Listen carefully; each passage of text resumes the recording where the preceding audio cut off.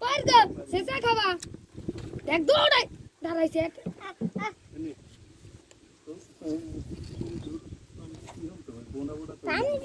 আরে ভাইয়া তোর মার শাপলা গরু গোসু দিলাম তো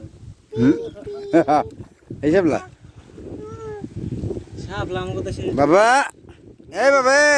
গরু গোসু দিয়ে কি করো তুমি আজ ভাইয়া তোমার সাপলা খায় লাগে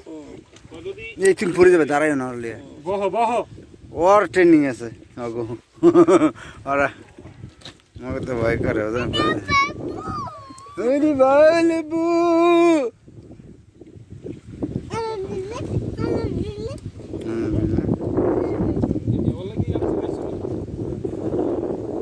দিবি আর কিছু শাপলা গাড়ি পিছনে ভিজে যাবে না পেট্রোল বেচবে শুনো কত কি খালি